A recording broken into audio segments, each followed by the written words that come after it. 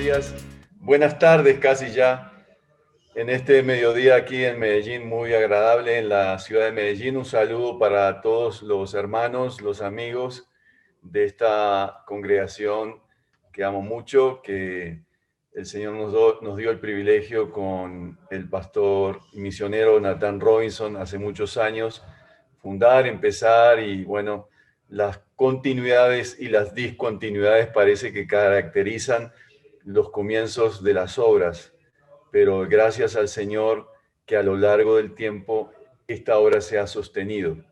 Un saludo también muy especial a quienes están conectados en estos momentos a través del Facebook y una bienvenida muy especial a todos los que se conectan en esta hora de diversas partes del país. Un abrazo muy grande para todos ellos que están conectados en este momento. Bien, Isaías, el capítulo 9 es una luz y un alto en el camino. Es muy especial el libro de Isaías, pero el capítulo 9 tiene algo muy llamativo. Y lo llamativo es porque en este momento es una fotografía en el tiempo. Si algo es interesante en el profeta Isaías es que describe el momento especial en la historia de la llegada del Mesías. Para nosotros que lo vemos ya como llegó y se confirma esta profecía, es natural un texto así. Pero cuando escribió Isaías este texto, siglos antes, muchos siglos antes de la venida del Mesías, como ocurriendo en un futuro como sucedido, no sé si está bien dicho esto, qué pena los gramáticos aquí, el futuro sucedido como en un futuro sucediendo, y como quizá ya saca una fotografía del momento crucial en la historia, y ve la historia como ocurriendo, pensando en lo que va a pasar y reflexionando sobre quién es Dios y lo que está haciendo Dios. En el momento que escribe Isaías es el momento de la amenaza del pueblo asirio. Es como el pueblo asirio entrando en el territorio de Palestina y como un poder omnipotente, un poder subyugador y un poder que pareciera que tiene unas garras enormes frente a este minúsculo pueblo de Judá y de Israel, viendo ese gigante que se viene y que está arrasando todo y que pretende comerse al pueblo judío. Esta profecía resalta como algo extraño y como algo raro en medio de ese contexto internacional de oscuridad prevalente y de situaciones difíciles. Y realmente la reflexión desde el comienzo del libro de Isaías en el capítulo 1 es, el capítulo 1, verso 9, si Jehová de los ejércitos no nos hubiese abandonado, no nos hubiese dejado, seríamos como Sodoma y Gomorra. Es que la situación internacional es tan difícil que si Dios no, los hubiese abandonado realmente, ellos serían un pueblo diezmado y un pueblo realmente abandonado. Si no fuera por esa misericordia de Dios, la historia sería otra. Y nosotros podemos decir lo mismo de nuestras propias historias. Si en este año no hubiésemos experimentado la intervención de Dios en nuestras vidas y en nuestras historias, seríamos quizás como estas Sodomas y esta Gomorra. Al empezar la pandemia, al empezar en este año 2020, en marzo, por ahí, cuando todo se parecía como de esas piezas de dominó que empiezan a caer y el avance del virus en todas las naciones, parecía una situación apocalíptica y sentíamos que si a menos que Dios interviniera y hiciera algo, íbamos a ser destruidos como naciones y de no ser por esa bondad y esa misericordia del Señor. Así que aquí tenemos en Isaías un ancla donde sostener nuestra fe y nuestra confianza. Y hemos de reflexionar acerca de esta confianza y esta ancla segura que tenemos desde estos versículos, estos 7 versículos que son extraordinarios, que son como una poesía, y son realmente una poesía, porque así habla Isaías. Y yo quiero reflexionar con ustedes acerca de algunas afirmaciones que son contundentes. En la versión Reina Valera, y es la primera afirmación contundente, es que la oscuridad no siempre habrá oscuridad. Bueno, acá habla de penumbras, pero creo que es más fuerte el tema de la oscuridad. Y es la primera afirmación. Es que la oscuridad no siempre tendrá la fuerza que tiene y no siempre va a ser eterna. La oscuridad no es eterna, tiene un fin. Y el fin aquí lo está anunciando Isaías, más no habrá siempre oscuridad para nuestras naciones, para quienes han estado angustiados. Hace unos años, estoy apelando a la memoria de los antiguos aquí del redil de Belén, cuando funcionábamos cerquita del consumo de Belén, recibimos la visita de un misionero que estaba en ese momento, y creo que todavía está en las selvas colombianas. Y él decía que cuando uno va a la selva y quienes han tenido la oportunidad aquí de estar en la selva, eso en la noche es la oscuridad más pasmosa, asombrosa y difícil de superar. Tú no ves nada si no tienes algo que te alumbre, no ves nada a 1 metro. Dice, nos decía él, es la densa oscuridad que nos cubre. Pero él nos decía, la oscuridad de la selva espiritualmente es aún mayor, porque el pecado que esclaviza a los indígenas es aún mayor. Y de esto está hablando, de la oscuridad que esclaviza el corazón. Isaías está hablando de esa oscuridad. Una oscuridad que él la empezó a describir y que nos suena familiar, porque dice, aquellos que debiéramos haber dependido del Señor, no hemos dependido.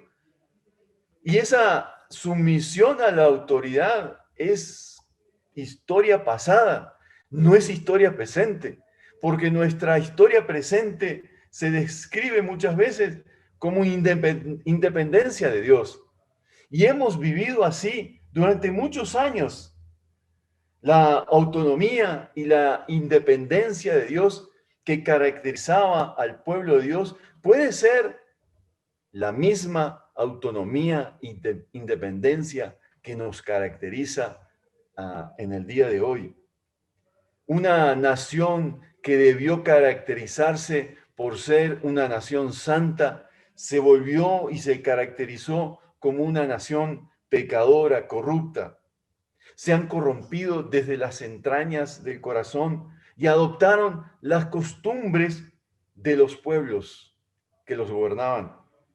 Es el pecado que arruina todos los proyectos de Dios y todos nuestros anhelos y nuestras esperanzas se caen por el pecado. Dice Isaías, vuestra tierra está destruida y vuestras ciudades están pasando por el fuego. Vuestra tierra delante de vosotros es comida por extranjeros y asolada como asolamiento de extraños, porque como les decía, la nación estaba siendo destruida y avasallada por el pueblo asirio.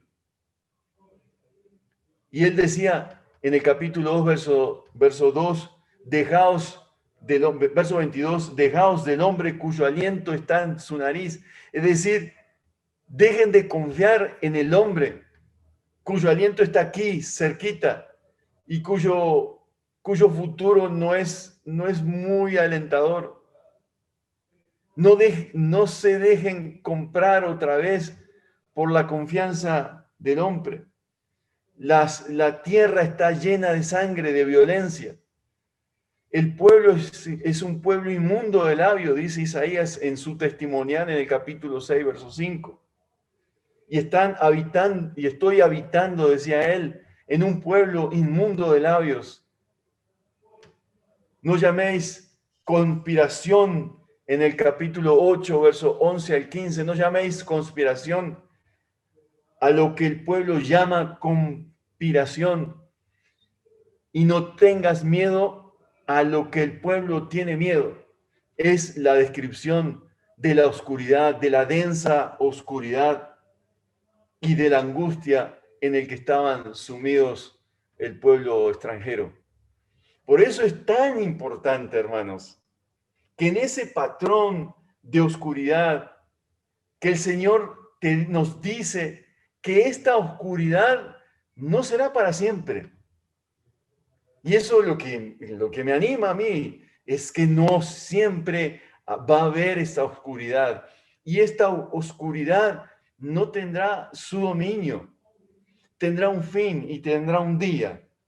Y lo que nos describe Isaías, que es lo que me fascina porque describe todo el escenario donde iba a estar el Mesías.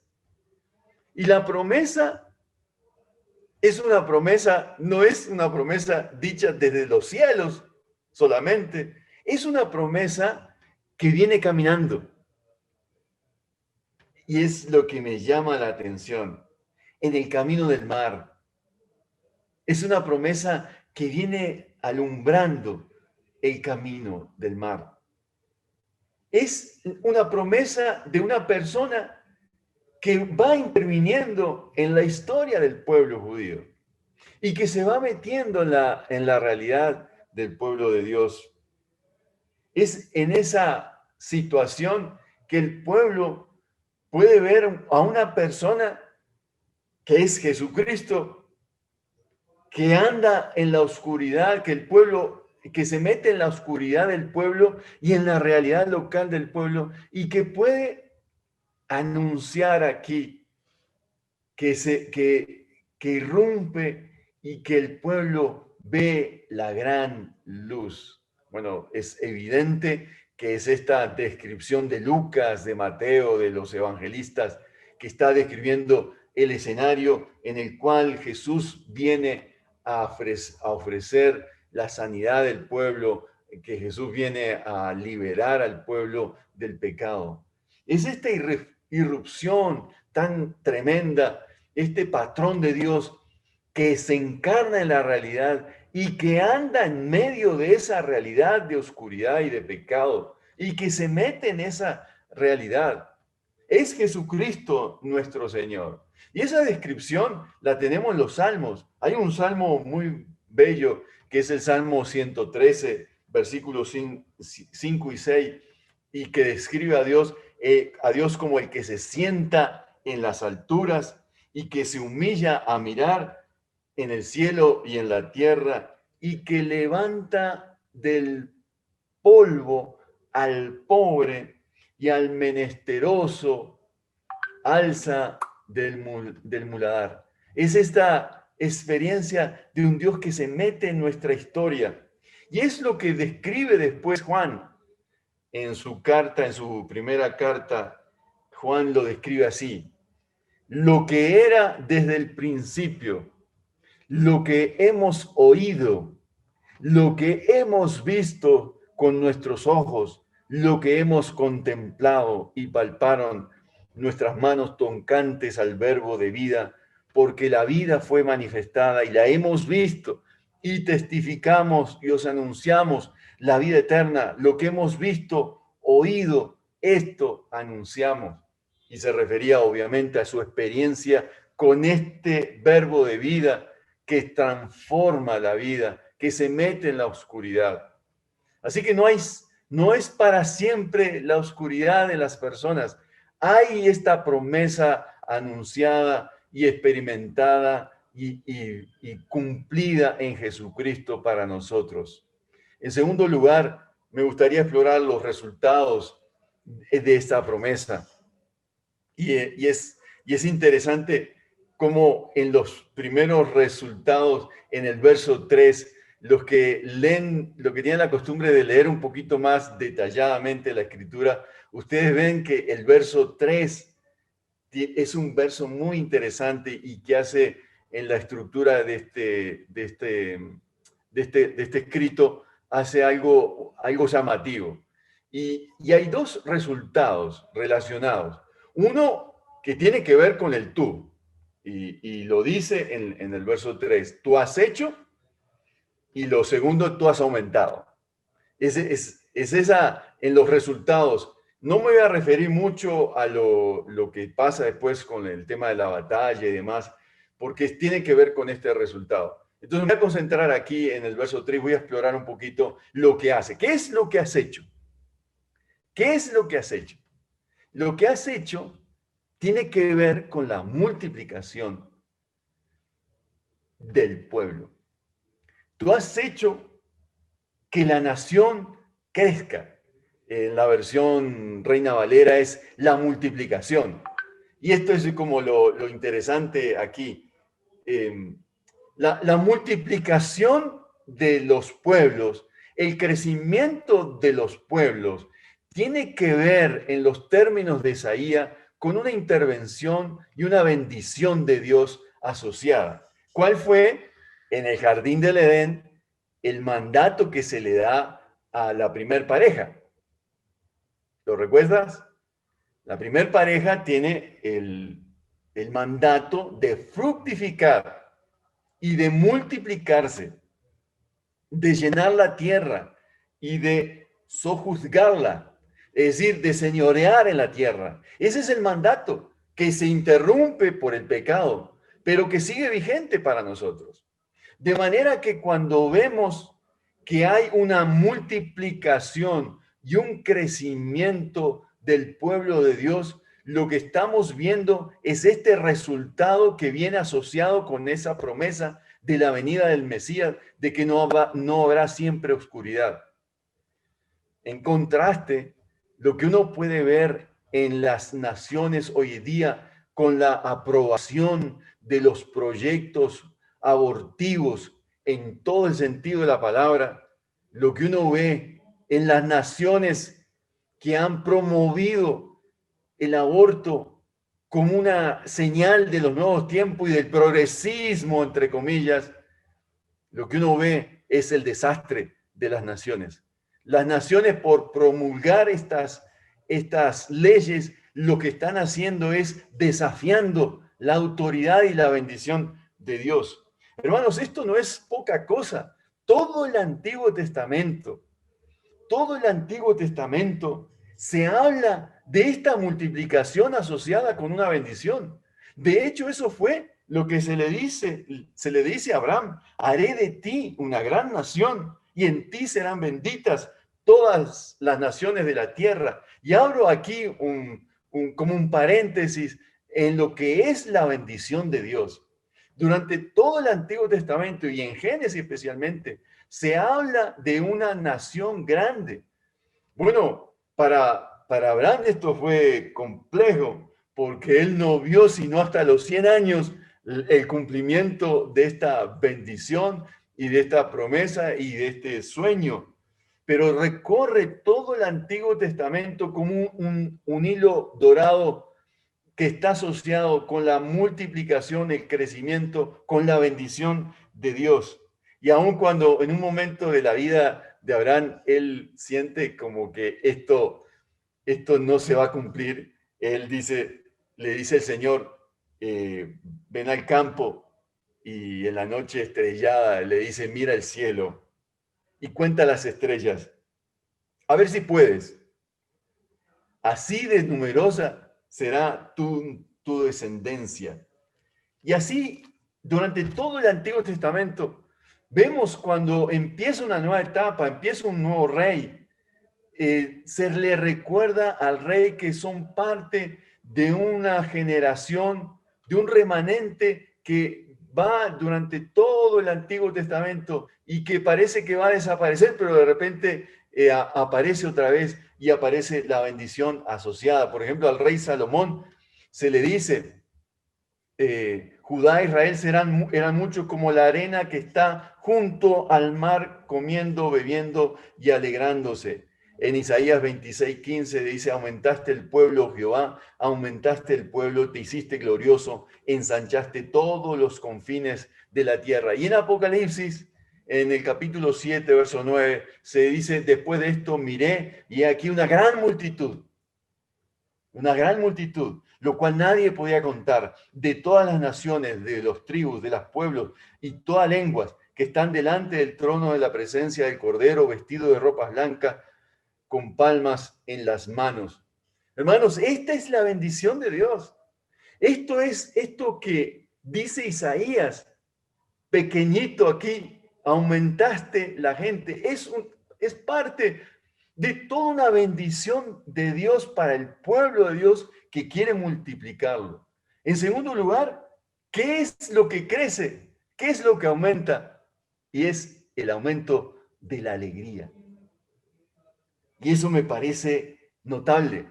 La afirmación de el aumento de la alegría. Has aumentado la alegría y se alegran ellos en su presencia como cuando recogen la cosecha o cuando reparten el botín.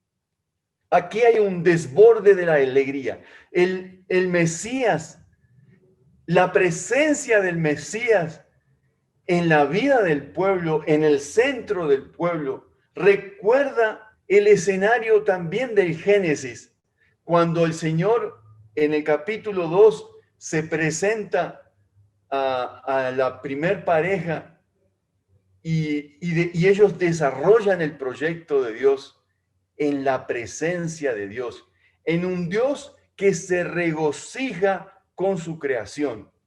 De hecho, en el Salmo 104 se nos recuerda que Dios festeja y juega con Leviatán. Es decir, Dios juega con su creación.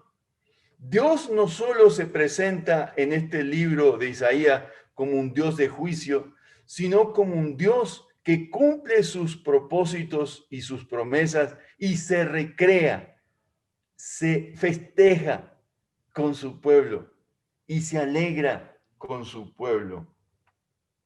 Y se alegra porque está en medio de su pueblo y está en su presencia, como dice ahí en el verso 3. Se alegran ellos en tu presencia. Y noten que las esferas de la alegría acá son dos. Una es con el tema de la cosecha. De hecho, si ustedes recuerdan, la cosecha era parte de una fiesta y el hecho de empezar la cosecha era parte de un ambiente festivo en el pueblo de Dios. De hecho, en el libro de Ruth es un libro plagado por el tema de la cosecha y de la libertad y del festejo de la cosecha. De hecho, se dice que el pueblo de Dios tomaba vino, y no estoy hablando de un vino diluido, un vino lleno de agua, sino un vino fermentadito. Y de hecho a algunos se les iba la mano y festejaban demasiado con el vino, hasta el punto que Booz, en el libro de Ruth, se relata la historia que encuentra su futura en este escenario de la cosecha, en este ambiente festivo, es que él galantea con Ruth y bueno, el libro termina que se casa con ella. Bueno, toda una historia. Es en el tiempo de la cosecha que se celebra. Entonces, él dice, la vida del pueblo de Dios, la vida de la gente, la vida de quien conoce a este Mesías, a este que hemos anunciado, es una vida de alegría. El pueblo de Dios, cantábamos hace muchos años, el pueblo de Dios es un pueblo alegre. Y bueno, lo cantábamos y a veces uno decía, pero el pueblo de Dios a veces no está alegre. A veces uno no está alegre para cantar. Bueno, está hablando de un patrón de la vida. El pueblo de Dios debe ser alegre en la generalidad de la vida. No estamos diciendo que cuando hay angustia y cuando hay situaciones difíciles en nuestra vida estemos contentos y alegres. Pero estamos diciendo que el estilo de vida del pueblo de Dios, de alguien que conoce a Dios, es la vivencia del festejo, del jolgorio, de la alegría como cuando uno está en la cosecha o como cuando uno recoge el botín. Y de hecho menciona todo a partir del verso 4 y el 5, habla todo del tema de la opresión, es decir, cuando uno vence y triunfa en la batalla, triunfa y el festejo del triunfo del botín es una alegría enorme. Pero estos dos escenarios para el pueblo de Dios son interesantes porque son recursos de Dios. Es decir, el pueblo de Dios no es alegre porque hoy se levantó contento, le pagaron y bueno, no. La alegría viene por una intervención de Dios, por un don de Dios, por los recursos de Dios. Que tú te levantas en la mañana, no tienes para el desayuno, no tienes para el almuerzo, no tienes para la cena, pero confías en este Dios que de algún lado va a proveer. Esa es la alegría del pueblo de Dios que se deleita en el encuentro con este Dios, que es proveedor. De hecho, todos los relatos, la mayoría de los relatos en el Antiguo Testamento son relatos como este de Madián, que es el triunfo con 300 frente a miles, para señalar y apuntar que las victorias vienen por la intervención de Dios, por los recursos de Dios. Entonces, Isaías está señalando esto. ¿Te alegras porque Dios está contigo? ¿Te alegras porque los recursos vienen de Dios? ¿Te alegras porque Dios interviene en tu vida? ¿Te alegras porque Dios libera? ¿Te alegras porque Dios está en medio? Y de hecho, el recuerdo de Isaías que nos lleva al escenario del Edén es porque Dios interviene como un Dios alfarero, porque Dios es el que forma, el que da forma a la vida, forma al hombre del polvo de la tierra. Es el cirujano porque Dios se mete en la costilla del hombre mientras dormía y saca ahí para hacer la mujer. Es el Dios que se mete en medio del huerto como el hacendado que está tranquilo y que confía en este hombre.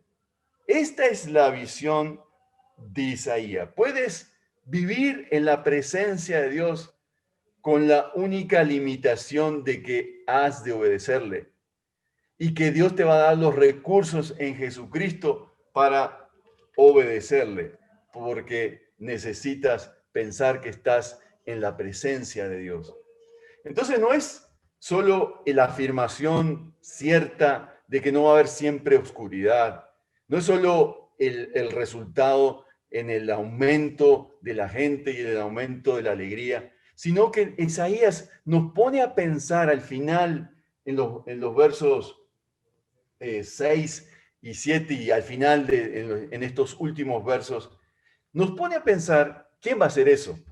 Es como que nos deja el postre. En vez de decirnos, Dios va a hacer esto y esta es la persona que lo va a hacer, este es el encargado, nos dice al final quién lo va a hacer y nos describe la identidad del personaje que nosotros ya conocemos, que quien calza exactamente con la descripción de Isaías es Jesucristo. Solo una persona como Jesús puede hacer todo esto. Solo una persona como Jesús puede decirle a la oscuridad no más. Puede decirle a una relación no más. Solo en la persona y en la obediencia a Jesucristo es que podemos decir no al pecado y podemos vencer el pecado. Solo con la identidad. Ahora, ¿quién es este? Y bueno, Isaías nos describe, nos es nacido, es decir, esta persona es para tu beneficio, para mi beneficio, para nuestro beneficio, nos es nacido. Y la descripción que hace es del rey, es un rey, es Emanuel, es Dios con nosotros. Y es la descripción tan increíble que empieza a hacernos aquí como alguien que sobre sus hombros carga toda la autoridad. Es decir, ningún rey tiene la autoridad que tiene este personaje en la historia del pueblo de Dios. No hay ninguno sino Jesucristo, en quien tiene toda la autoridad y tiene el principado y tiene el reinado. Él es el soberano, el Señor, el único. Por eso es tan importante entender en esa descripción del rey, este rey que es admirable consejero, que es Dios fuerte, que es Padre eterno, que es príncipe de paz. Estos títulos reflejan que es Dios, es la deidad de Jesucristo, de este Dios, de este personaje. Es la obra de gracia de un mediador que viene a intervenir en estas oscuridades que nos acompañan en estos días. Es el personaje que revela una amplísima sabiduría, una extraordinaria sabiduría, de quien Salomón fue apenas su sombra. Y conocemos en Primera de Reyes, capítulo 10 y 23 y 24, cómo describe a Salomón como experto en muchos campos. Esta descripción de Salomón se queda pequeñita frente a la descripción que tenemos tan formidable de nuestro Señor y nuestro Señor Jesucristo. Pero además es el poderoso defensor, es el Dios fuerte, es el Dios que me permite vencer en las batallas. Es el Padre eterno, es el príncipe de paz, es el que te permite reconciliar con las personas que están a tu lado. Es el Dios, es el Jesús que te permite la reconciliación con el Padre eterno, el Dios fuerte, el Padre de las luces, como describe Santiago. Es este Jesús, hermanos. A este Jesús hoy oramos. A este Jesús recordamos en Navidad. Es el Señor que permite la verdadera paz que Colombia está buscando. Es el Dios que permite la reconciliación del pecador para que tenga paz con Dios, para que tenga paz los unos con los otros y aún consigo mismo. Este Jesús, su imperio es dilatado, amplio, y su paz no tendrá límite.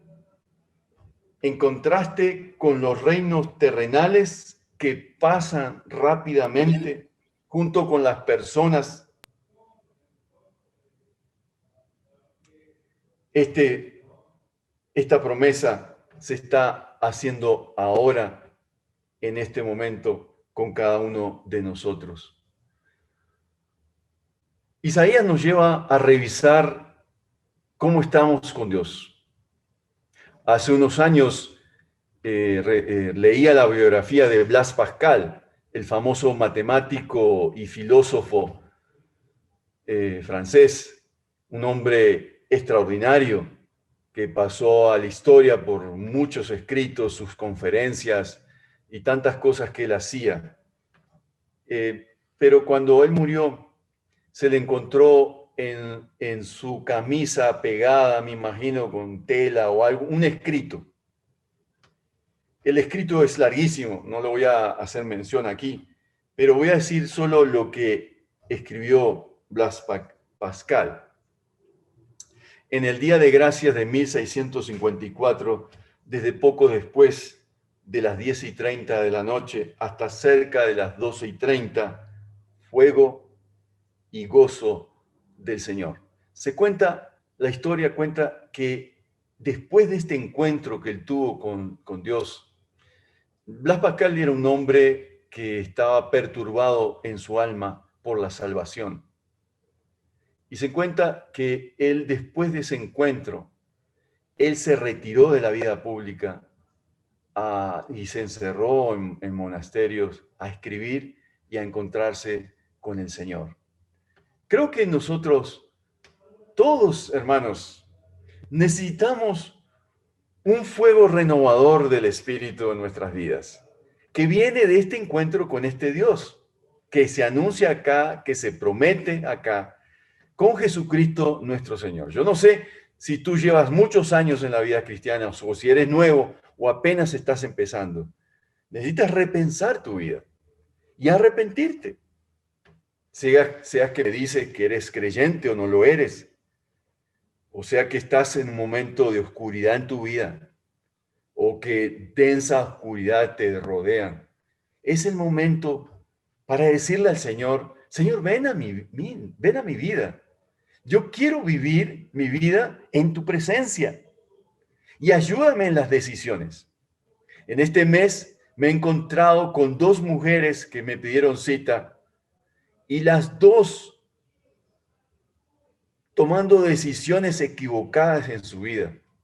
Las dos presentándome personas no cristianas para unirse con ellas. Y yo le dije tajantemente, estás escogiendo la oscuridad en tu vida, estás rechazando al Señor. Y no me hicieron caso. Y yo he escuchado a lo largo de mi vida muchas personas que toman decisiones equivocadas, aconsejadas, no sé por quién. Es el tiempo de arrepentimiento. Navidad y el Adviento es el momento para revisar nuestra vida y arrepentirnos. Pero también es un llamado fuerte, vigoroso, a avivar nuestro encuentro con el Señor. Este año ha pasado de todo y va a pasar a la historia como el de los años que el mundo se detuvo. Pero es el año que el Evangelio no se ha detenido por experiencias como estas. Pues necesitamos reavivar nuestra vida de oración y nuestro encuentro con el Señor, vigorizarlo. Pero yo no sé, hermano, también es el tiempo de pensar en este Cristo que está acá descrito como el consejero. Yo no sé cuál es tu necesidad. Si es consejo, ven a este Cristo, el admirable consejero. Si sientes en esta mañana un momento de debilidad, es el momento para clamar para este Dios fuerte que te proteja. También es el momento para clamar si tienes alguna enemistad con alguien, para que venga el Dios de paz y te alumbre la vida y te ayude a sanar una relación. Yo no sé cuál es la necesidad tuya, pero aquí está el Dios de paz, el admirable consejero, el Dios fuerte, el que tiene la autoridad, en el cual puedes descansar y puedes experimentar el gozo de la salvación. Vamos a orar, hermanos, y pedir que este Dios llegue a nuestra vida en esta mañana. Amado Señor, gracias por este texto tan asombrosamente escrito. Gracias por estas promesas asociadas de que no va a haber siempre oscuridad para el que está en angustia. Yo pido, Señor, que tú llenes la vida del que está en angustia en este momento y que está en un momento difícil de su vida y que siente que hay densas oscuridades en su alma. Que lo llenes de la vitalidad de Cristo, de la obra de Jesús. Aquellos que están necesitando fortaleza en este momento por una situación de quebranto familiar, de tantas cosas que hemos visto en esta pandemia. Que venga el Dios fuerte a defender a nuestro hermano si está pasando por una situación de tribulación, de angustia, o aún aquel Señor en este momento que está teniendo un momento de enemistad con alguien. Que venga el Dios de paz a arreglar la situación. Gracias, Señor, por esta promesa hecha realidad en nuestras vidas de Jesucristo nuestro Señor y del Espíritu Santo que viene a traer gozo, paz, renovación a la vida de nosotros los cristianos. Yo pido, Señor, una bendición muy especial para esta comunidad, para los hermanos que dirigen, para Jonathan y todo ese equipo, que tú les bendigas y que extiendas tu favor y muchos años de ministerio, de vida y de alegría en tu presencia, Señor, y que la promesa de la multiplicación se cumpla también en esta comunidad, en todo el sentido de la palabra. Yo te lo pido, Señor, en el nombre de Jesucristo.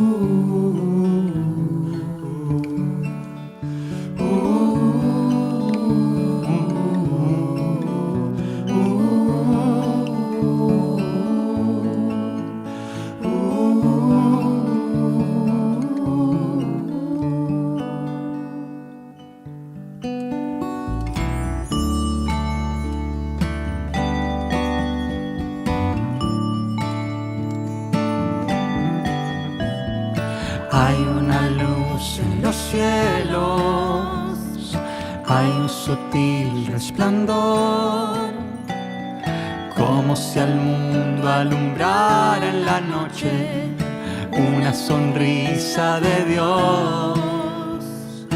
Hay una luz en los cielos, hay un lucero de paz, hay una estrella que brilla dichosa, como queriendo anunciar que ha nacido el Rey, que ha nacido el Rey, que ha nacido el Rey en Belén, que ha nacido el Rey, que ha nacido el Rey, que ha nacido el Rey en Belén.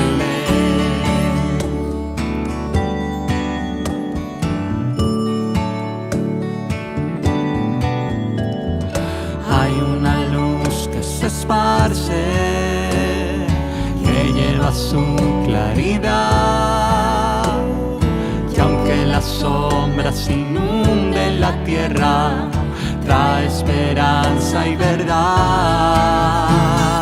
Hay una luz, una señal, hay un humilde portal,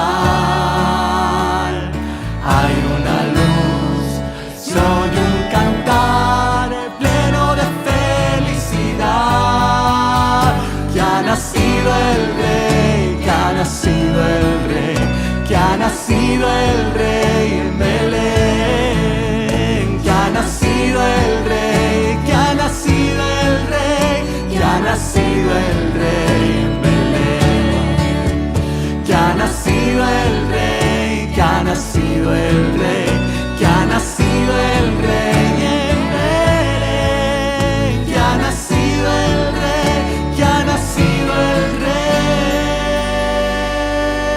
que ha nacido el Rey en Belén, que ha nacido el Rey en Belén, que ha nacido el Rey en Belén, que ha nacido el Rey en